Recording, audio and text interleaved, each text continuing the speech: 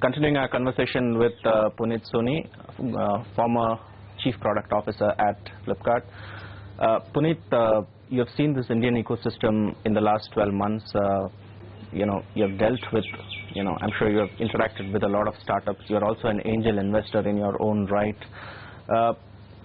Talking about the unicorns, do you think India has created a company, a product company, a tech company which can actually compete with the biggest in the world? Have we created that, Indian answer to say an Amazon or an Alibaba, or talk about any of the B2C sort of tech companies?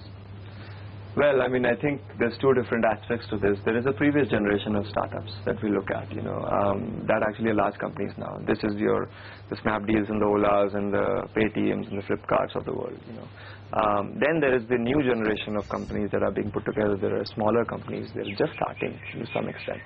I've said this before. I think many of the previous companies started in the absence of infrastructure, and they've done a pretty good job of getting to where they've gotten to. Some of them, I actually personally still believe Flipkart is in a place where they actually have a shot at being one of the greatest companies globally in the world. But the new companies that are starting, they are started by young entrepreneurs who are coming up with very interesting ways of solving the problem. Their competition is the world's best product and tech companies. Every single one of them has to contend with an Amazon or a Google or a Facebook or all sorts of other companies in the market. I think they are starting from the DNA of core tech and product as the way to actually build stuff. And so has it come? I don't know. I haven't seen anything yet. If I had, I would probably have invested in it pretty quickly. But will it happen? Guaranteed. I think out of these new breed of companies that will come, there will be a company that will one day rival a Google. It's the growth, it's the evolution of the ecosystem. The valley didn't become what it is overnight. It started in 70s. There was a lot of bets that were made that didn't work out. Then in the 80s, another range of companies came. Some of them became tremendous. Then in 90s, you started seeing the Yahoos and others. And in 2000s, you started seeing Google and others. And now you have Ubers and Airbnbs and other things. So it's just an evolution. I look at these as decade-long cycles. Things happen. The previous cycle has had a set of companies that have taken the Indian ecosystem to point A. And now something in this new, flurry of companies built by great entrepreneurs, looking at important problems, trying to work with really interesting technology, will actually be much bigger than the existing companies. But you don't see that coming from the current generation of companies? I hope, I've always maintained that I think if there is any company that can do it, it's Flipkart. It has the best tech. It has the best position. It has the most market share in the ecosystem it's operating in. It is to some extent theirs to actually do. But is it guaranteed? No, not at all. They'll have to work for it. So in a way, the entire ecosystem must, may have to share the blame. Investors for driving the focus on GMV and for founders, chasing growth at the expense of unit economics. More than blame, I would say it's just it's an evolution. Unfortunately, some evolutions lead to a lot of value being created, others lead to a lot of value being destroyed. I would say that if you talk to any of the investors, they didn't really sit there and say, oh, I'm going to actually mess it up, or I'm actually going to pump more money than it's needed. You know the housing story very well. But it happens. People make choices. There is a irrationality in the air because you feel you need to get bigger and bigger stakes in the company because things will improve and things will get better. And then evolution happens, things change, and people then kind of correct these things. So I wouldn't call it a blame. I would just call it, the point of maturity at which the ecosystem is. So is the Indian e-commerce growth story kind of tapering off?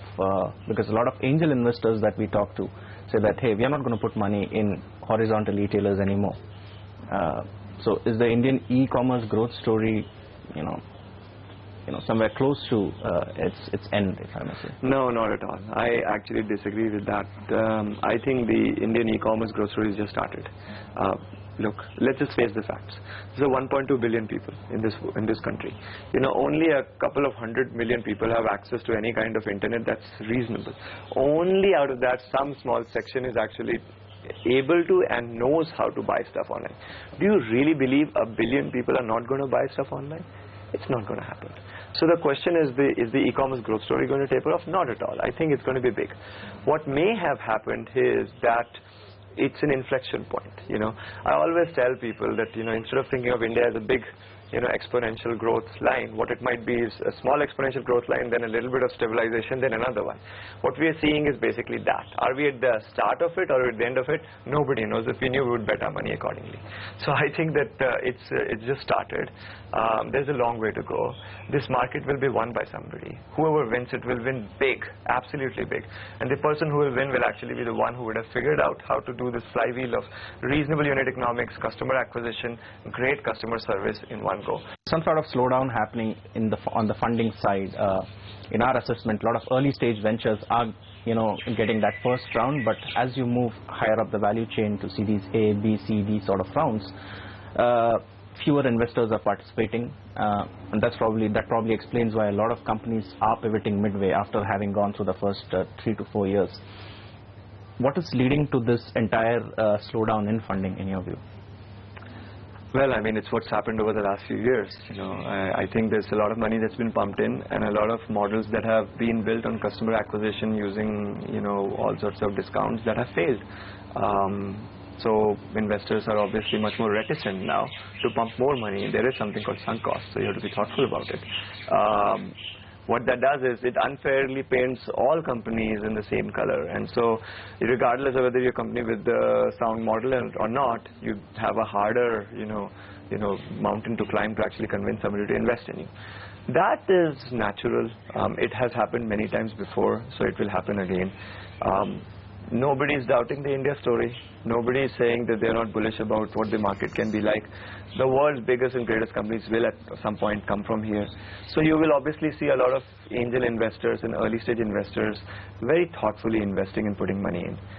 The next stages will require a lot more thought, will require a lot of convincing, will require a lot more bigger mountains to climb. That's not a bad thing. I think, I've said this before, I think in a downturn-like situation, it's actually a significant advantage for the good entrepreneur, because all the fluff is gone. There's no noise. Now there's only a few standing who are actually really good. So it's very easy for somebody to raise money like that. The funding winter that we are talking about, do you think that this year also there could be huge amount of rationalization in terms of headcount? Because most of the startups that we are talking about, they were on a hiring spree in the last 2 years. Do you expect more job cuts this year compared to last?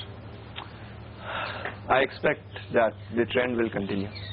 My opinion on this is, I think Indian companies usually, startups have too many people.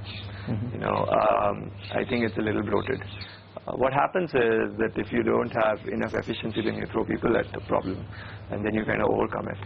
But in the case of a downturn, then that becomes your biggest problem. And so I think that more and more, as they become much more tech savvy, they will actually need less people. I mean, how many engineers does WhatsApp have? 50 to 75 engineers? That's it. You actually don't need very large teams to actually build very large businesses. Of course, e-commerce is a special situation. There's customer service, there's delivery, there's other things. But generally, I'm talking about the core team. So to me, basically, the rationalization coincides with two different trends. One is there's a little bit of a winter coming. As the winter comes, what's the logical place to actually think about when you actually want to streamline operations? People. Second is that I think as companies become much more tech savvy and become much more technology centric, they actually don't need that many people. So I think those two trends will continue, and as they continue, you will see leaner, meaner startups that actually are able to do much more. That's going to happen. This is just the cycle it has to go through for that to happen. So focus on growth, but don't lose sight of profitability. That's Punit Soni for you. Punit, it was a real pleasure talking to you. Thank you so much.